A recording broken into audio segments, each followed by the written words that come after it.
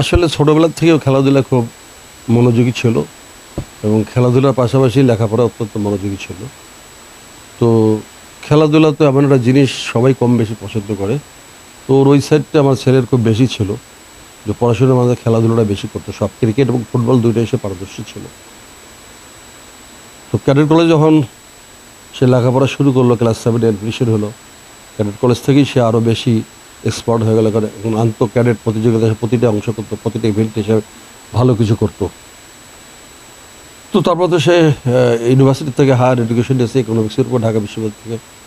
তো করে এখন সে এই প্রতিযোগিতায় কেমন হলো সেটা তার নিজের প্রচেষ্টায় সে আসছে। এখানে আমার কোনো কিছু নেই পিছনে। আর আমরা তো এখনও সরকারি দল হিসেবে কোনো ক্ষমতাও জানি আমাদের কথাকে শুনবে।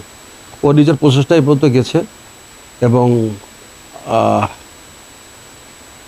এবং যে ভোট যে হলো, বিভাগীয় যে ভোট, সে ভোটেও সে মোটামুটি যারা ভোটার ছিল, রংপুর বিভাগে 8 জন ভোটার ছিল 8টা ডিস্ট্রিক্টের, ওটাতে সে ডাইরেক্টলি যোগাযোগ করছে।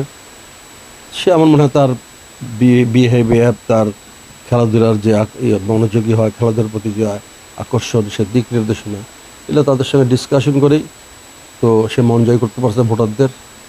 এবং আপনি জানেন যে 6 অক্টোবর 2025 হোটেল সোনারগাঁয়ে এই ভোটটা হয়েছে এবং সেই ভোটে সে ইনশাল্লাহ বিপুল ভোটে বিজয় করছে এবং তার নিকটতম প্রতিদ্বন্দ্বী সে 7 ভোট পেয়ে বিজয়ী লাভ করছে এবং তার নিকটতম প্রতিদ্বন্দ্বী 1 ভোট পেয়েছে।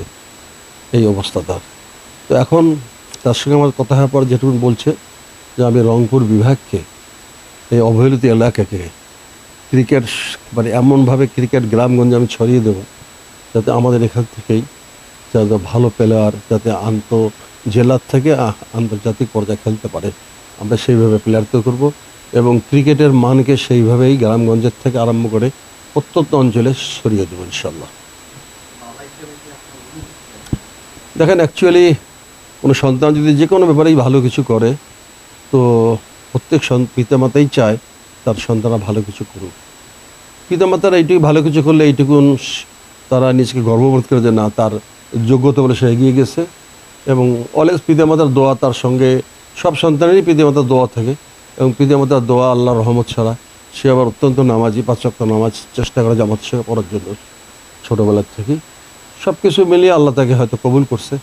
বাকিটা আমার বিশ্বাস যে সে এই কর্মক্ষেত্রে যখন কার্যক্রম শুরু করবে, সে 4 বছরের জন্য ম্যান্ডেট নিয়েছে এবং আশা রাখি এই 4 বছরের মধ্যে সে তার যোগ্যতা, মেধা, পরিশ্রম দিকে রংপুর বিভাগের ক্রিকেট জগৎকে একটা অত্যন্ত আধুনিকীকরণ, মানসম্মতভাবে সে করে রূপ দিতে পারবে ইনশাল্লাহ।